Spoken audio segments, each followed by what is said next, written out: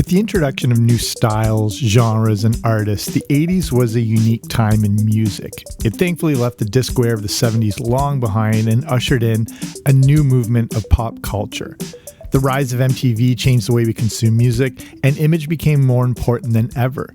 Artists like Madonna and Michael Jackson reigned supreme, and a brand new art form called hip-hop started taking over. We had the rise of new wave music and a bit of another British invasion with bands like Duran Duran, the Pet Shop Boys, and Wham. Rock music was still going strong and pop music was possibly at its height. Don't forget the old dogs though, bands like the Rolling Stones, Queen, and AC/DC were still a prominent part of the music scene despite coming out of another era. So how do you narrow down the best 80s song amongst all this amazing music? Well, that's what I'm going to attempt here today. Of course, a list like this is very subjective, and every list you see will come from the writer's own perspective.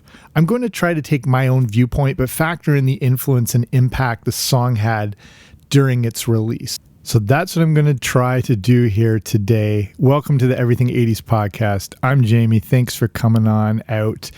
And I was putting this whole list together and I wanted to maybe, start including audio clips and features of the songs, but there's technically you're allowed to when it comes to copyright issues as far as containing little snippets of the song you're discussing. But since I'm covering, quite a few, I was just going to leave it at that. But what I have done is put together a Spotify playlist of these top 15 songs, all ranked in order, that you can check out. And wherever you're listening to this on, like whatever podcast app, if it's Apple Podcasts or even on Spotify, there should be a link that you will find in the show notes, and that will give you access to that playlist so you can listen along or check it out after. So as we get into this, and as it goes without saying, these lists are borderline impossible to do. And like I said, I've, taken a few factors in consideration besides my own specific viewpoint. And the thing is, some of these songs might not have been chart toppers, so that's also taken into consideration. There's a lot of factors, and I think I've narrowed it down as best as I could.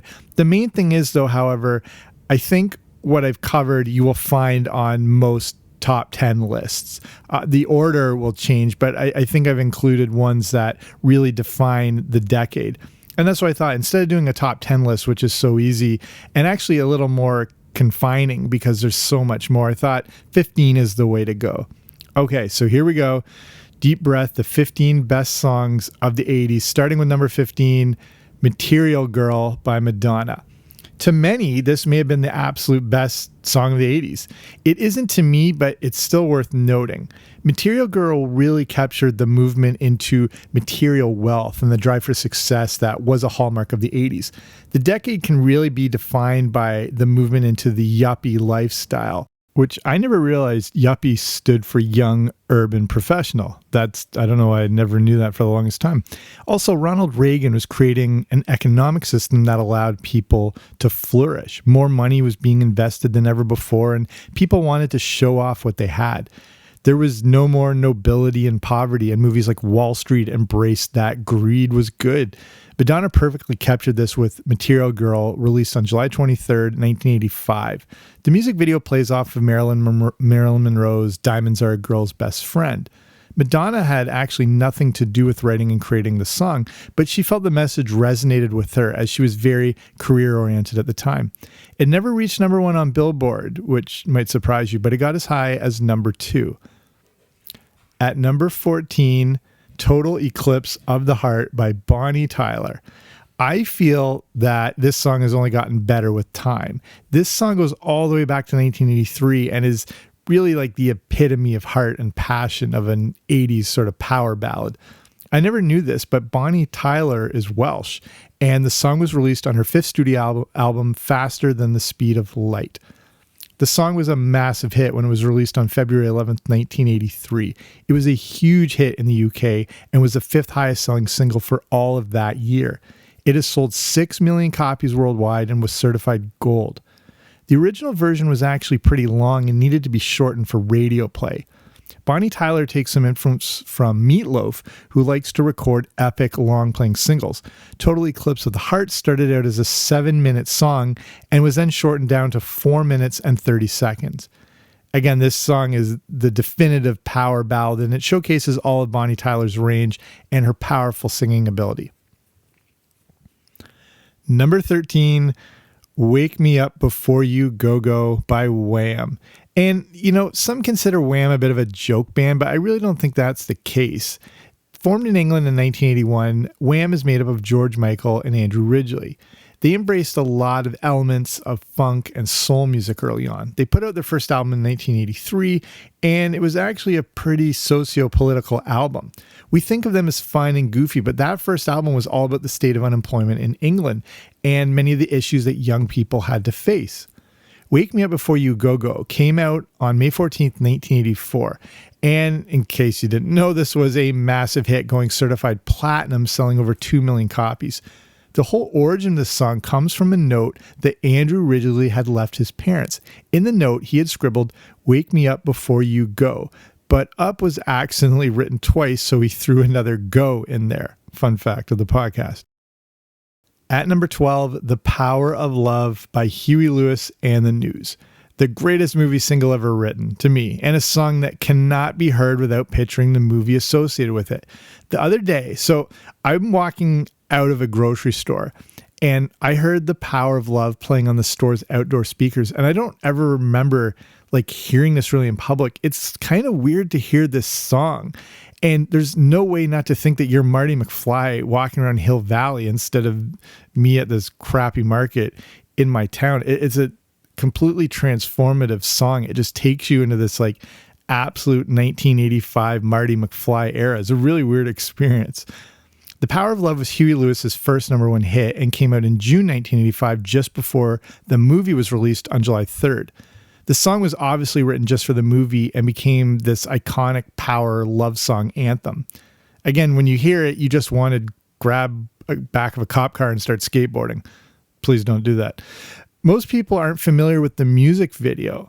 So if you have time and you can track down YouTube, just look up the Power of Love official video, because most people have never seen this thing, and it's a pretty awesome companion piece to the movie. So definitely check it out. Number 11, Jump by Van Halen. I always think of this as being a 90s song for some reason, but it's a genuine 80s rock anthem.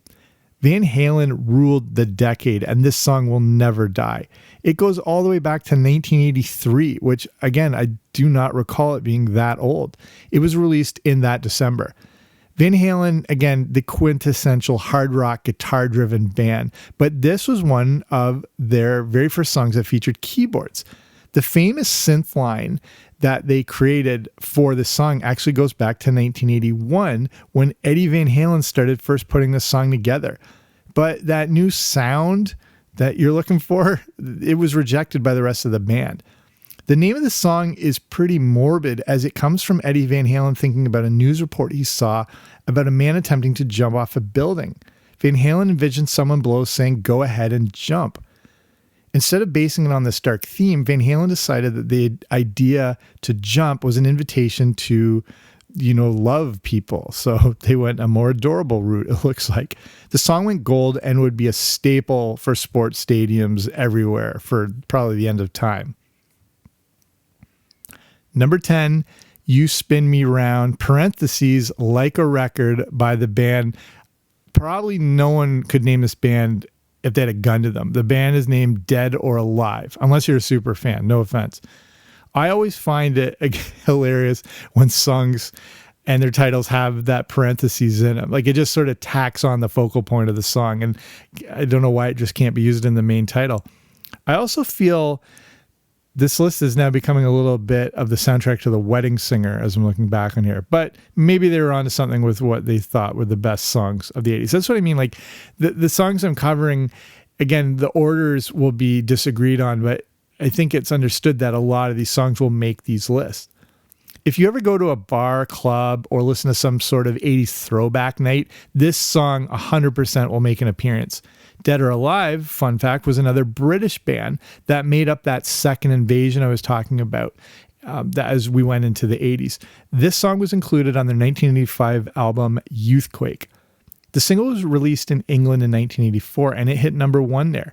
In the US, it made it to number 11. You wouldn't think so to hear it, but a lot of the influence of the song comes from Luther Vandross, of all people. So the studio wasn't that excited about it. One of the members of Dead or Alive had taken out a $2,500 loan to record it, and the studio still thought it was awful. But regardless of that, it made a dent and an impression, and a song that really sort of captures the 80s. And again, you can't really picture 80s music without this song. At number 9, one of my all-time favorites, She Drives Me Crazy by the Fine Young Cannibals. A bit of a one-hit wonder, though if you remember the song Good Thing, one of their follow-ups, that was a pretty solid song too. The Fine Young Cannibals, again, perfectly captured the 80s sound with She Drives Me Crazy. It made great use of the 80s snare drum, that pop sound. You know what I'm speaking of when you hear it. Again, I totally recommend just checking out the playlist on Spotify so you can have access to these songs whenever you want. So that definitive sort of pop 80s snare sound, this was created specifically in the case of She Drives Me Crazy. It was recorded with just the snare drum by itself, so they could really isolate and bring out the tones of the snare and get that super high pop sound. So you might think it sounded like electronic drum samples, but this was all real acoustic drums in the song. So the way they got this was they put a speaker on top of the drum, and then they put a microphone below the drum. They then played the original recording of the snare drum through the speaker and then recorded again with the mic below it to create even more of that standout pop sound that is not pop as in genre, but like the pop, actual physical pop sound off the snare that has become so synonymous with 1980s music. At the time, I was never aware that Fine Young Cannibals were, again, a British band. Their album, The Raw and the Cook, came out in 1988, which featured the hit single She Drives Me Crazy. This song went to number 1 when it came out on December 26, 1988, and again, to me, really stands out as one of the best 80s songs. It always pops to mind when I think back to the decade and those nights listening to the radio with my dual cassette recorder, hoping my fingers could act quick enough to record it as it came on. Kids, if you don't know what that is, you're going to have to ask your parents what a dual cassette recorder is, and pressing record and hoping that the DJ didn't speak too much over the intro of the song so you could capture it and make your own mixtapes and the whole deal. But even though it was only number 1 for 1 week, it was a huge hit around the world. Number 8, Karma Chameleon by the Culture Club. It's not that the Culture Club was underrated, but I think they were way ahead of their time when it came to music in the 80s. The person of Boy George was already controversial and intriguing, and it made for the perfect band. Karma Chameleon is from the 1983 album Color by Numbers, which is an amazing album. If you've never heard this thing or you haven't heard it for a while, check it out. Culture Club had a ton of top 10 hits, but Karma Chameleon was their only number 1 when it stayed there for 4 weeks in 1984. Boy George states that this song is all about alienation and the fear of trying to stand up for something. The song was almost called Cameo Chameleon, which doesn't have the best ring to it.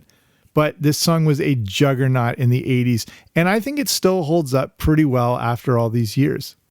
Here we go, number 7. This might throw you off a bit. Billie Jean by, do I have to say it, Michael Jackson. This could easily be number 1 on the list, but I feel the other choices offer a bit better snapshot of the 80s. Billie Jean is so good that it could have come out in any era and still fit right in. This song is so iconic that you can identify it by the first snare drum note. Then, one of the best bass lines in history soon kicks in. That's followed by one of the most memorable synth parts ever recorded. The song is pretty much perfect, and I could do an entire podcast just on this song. Here's just some of the highlights about Billie Jean. It was released on January 2nd, 1983. It combines R&B, funk, pop, dance pop, and a post-disco sound. It was Michael Jackson's fastest rising number 1 single. It has sold over 10 million copies, making it one of the biggest singles in music history. And Jackson's performance of Billie Jean on the Motown TV special is when he first debuted the Moonwalk to the World. Number 6, Girls Just Want to Have Fun, Cyndi Lauper. I don't care who you are, just listening to the first few seconds of this song seems to put you in a better mood. This song really helped to launch Cyndi Lauper and her brand of bratty, pop-ish music. Here's an unknown fact. This isn't an entirely original song. It was first recorded in 1979 by Robert Hazard until Lauper re-recorded it and released it in 1983. It soon became a feminist anthem, and despite being a massive hit and nominated for a Grammy, it only reached number 2 on Billboard. Here's another interesting fact. If it wasn't for this song, we might not have professional wrestling and the WWF/WWE as we know it. And I've talked a bit about this on the show before. There was this chance encounter on a flight that had Cyndi Lauper sit next to WWF manager Captain Lou Albano. It was thought that Albano would be the perfect kind of actor or performer to star in the video for this song to play Cyndi Lauper's father. This started to pave the way and make the connection between the WWF and MTV in what was called the Rock and Wrestling Connection. And this combined pro wrestling on MTV mixed in with music videos.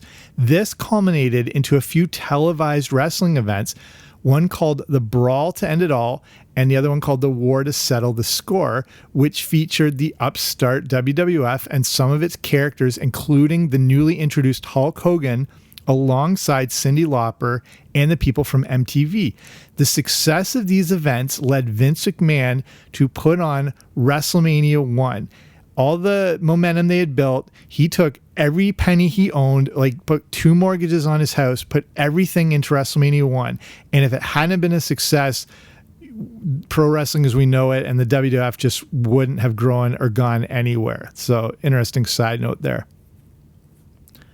We're in the top 5. At number 5, Livin' on a Prayer, Bon Jovi. The anthem of all anthems and a song that can bring every drunk person in a bar together like they're long lost friends. No one really knows all the words, but everyone knows the chorus. Bon Jovi was just heavy enough to be a real rock band, but poppy enough to be played on radio and listened to by everyone. As a kid, I had their tapes. I had like mixed copy tapes that friends made for me. I thought they were like really badass, and I thought I was listening to basically like Iron Maiden. It was so, or like it was Megadeth or something, and I kept the tapes hidden under my bed because I thought they were just so like outlandish and aggressive and dangerous and whatever, and I had to keep it from my mom. When you look back, it was really tame stuff. Livin' on a Prayer came out in late 1986 and was featured on Bon Jovi's third album, Slippery When Wet. It was their first number 1 and had one of the heaviest rotations on MTV at the time. Livin' on a Prayer went through several recordings as Bon Jovi just wasn't happy with it at first. The characters of Tommy and Gina in the song are based on real-life friends of Bon Jovi, and they had experienced the same type of struggles. The song is also very reflective of the trickle-down economics of the Reagan era and, you know, sort of the inequality and the distribution of wealth and how it, you know, affected the working class and all that sort of stuff. So this drunken bar anthem's a little bit deeper than most people realize.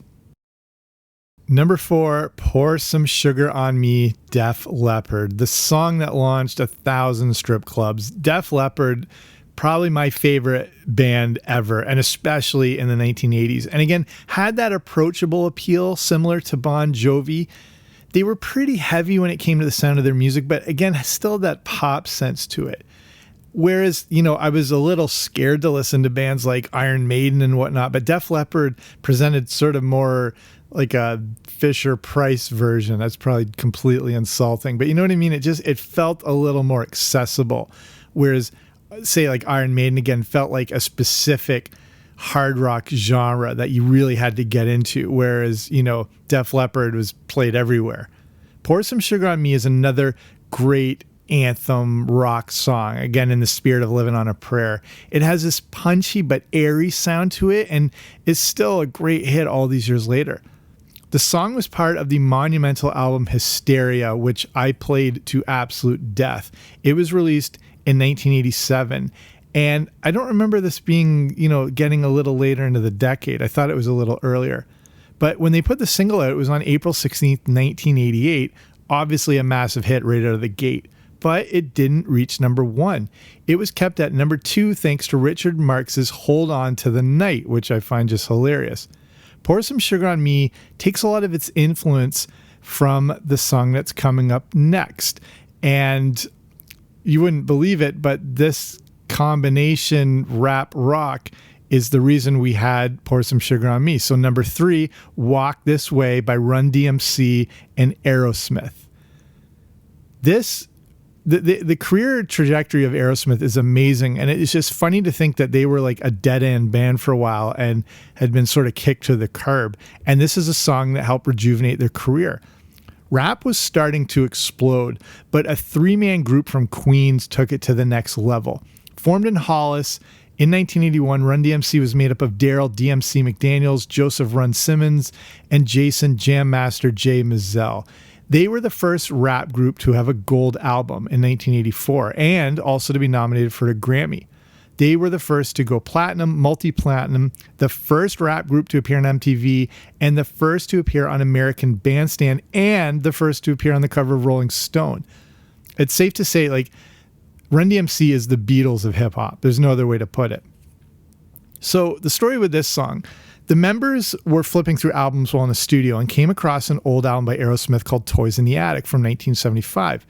Aerosmith, like I said, was pretty washed up at that point, but Run DMC liked the sound and they started to freestyle over a song called Walk This Way. This was while they were recording the iconic Raising Hell album, and producer Rick Rubin suggested they remake the song. The band wasn't down with this idea, but ended up recording it with Rick Perry and Steven Tyler. There was no intention to release it as a single, and it was just something to play around with, but Rick Rubin really pushed for it. It was a smart idea. Walk This Way hit number 4, which was higher than the original had.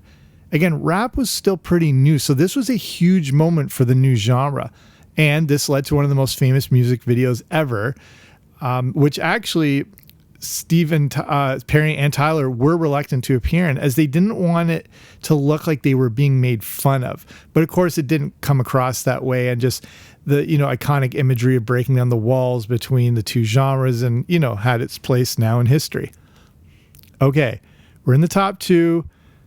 Number 2, Beat It by Michael Jackson. So this song to me is something I never thought could exist until I heard it. I don't know if that makes sense. I didn't know music could be this good. I didn't know it could be this catchy or this intense. I specifically remember the first time I heard this song. It was kind of jarring to hear Michael Jackson speak for the first time, if you remember that, after hearing such powerful vocals, we'd only just heard him sing. And I always thought he had this larger-than-life voice, and of course, this is the complete opposite. Again, I was still young when this came out, but I remember this song making me feel so super hyped. It was released way back on Valentine's Day, of all days, in 1983. The approach with Beat It was Quincy Jones challenging Michael Jackson to make a rock song. Jackson was never involved or interested in rock music, but he took on the challenge. There's probably a reason it appeals to young me back then, as Michael Jackson's approach with Beat It was to record a rock song that kids would like as much as college students. So here's some more fun facts when it comes to Michael Jackson's dominance of the 80s. Okay, Beat It was certified 5 times platinum. It sold over 7 million copies. It's considered the song really, and the video, of course, that really launched Michael Jackson into full superstardom. It features, of course, Eddie Van Halen on the guitar solo, and the video is now pretty famous because it was actually filmed on Skid Row in Los Angeles, and they took a lot of risks making this video, but turned out to again be another iconic image and sort of soundtrack of the 80s. Okay, here's my number 1 song of the decade. It's Take On Me by Aha. And yeah, I'll just get right into this thing. Here, first, the fun fact. Check this video out. This thing has over 1 billion views, the official video on YouTube. This may not be number one on every list of these, best of the 80s, but I guarantee it's on the list somewhere. Aha was formed in 1982 in Norway and released the album Hunting High and Low in 1985, which contained Take On Me. So to me, this song is the perfect embodiment of the 1980s and the growing shift in pop culture. The visuals from the video help to cement the song as truly iconic and, again, embrace the new medium of music video.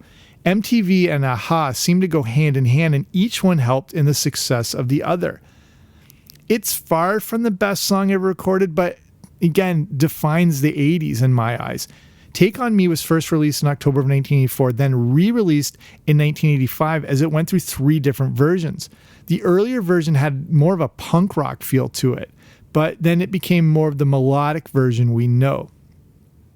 Take On Me is the ultimate in 80s synth pop and strong melody. You still get a little bit of a feel of its punk origins because of its relatively fast tempo of 169 beats per minute, which is a lot faster than most other songs. It mixes a lot of interesting drum patterns, and it really shows off the vocal range of singer Morten Harket.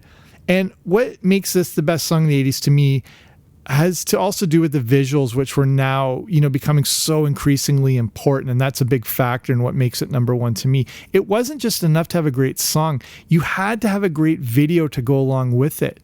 A mediocre song could be made better by a great video, and a great song could be ruined by a crappy video.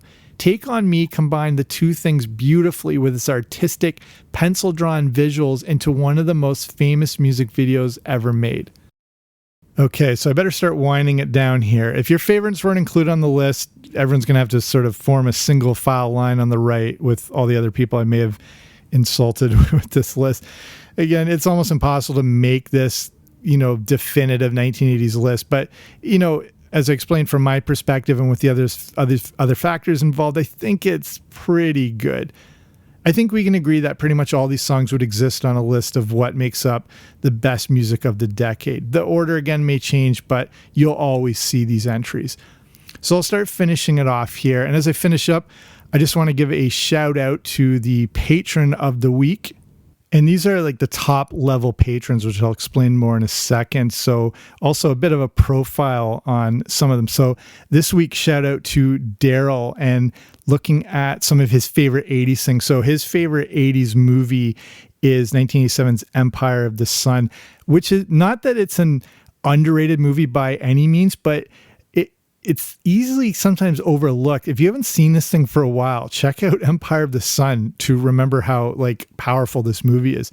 Favorite 80s TV show, he loves Silver Spoons because perfectly pointed out that he thought in order to be rich, you had to have an arcade machine in your home, just like on Silver Spoons. So that I remember that clicking into this is the absolute height of wealth and luxury.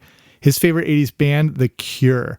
And you can never go wrong with The Cure. So if this is new to you, patreon.com is a way to support small shows like this for, small monthly fees as low as $2. But then you get different rewards for joining, and there's different tier levels. So the top tier levels where you get shout outs like this with Daryl, and where, do quick little bios and profiles, and I'll be doing those in the next coming weeks. But then again, there's the different levels, and say the Boba Fett level, which is right in the middle. It gives you access to the Everything 80s Movie Club. You can just check it out by going to patreon.com/80. So patreon.com/80s, and just have a look. Cause I'll put the show when the podcast is released, I'll put it on Patreon first before I put it out to the world. Basically, I'll share every now and then on Saturdays, I'll put some of my all-time favorite Saturday morning cartoons and little profile and information about that, clips from old commercials, all sorts of stuff. So, if you're interested, just go have a look, check that out. But I'll finish it up here. Thanks for listening. I hope you enjoyed this episode. I'll be back soon with a new one. Don't you dare miss it.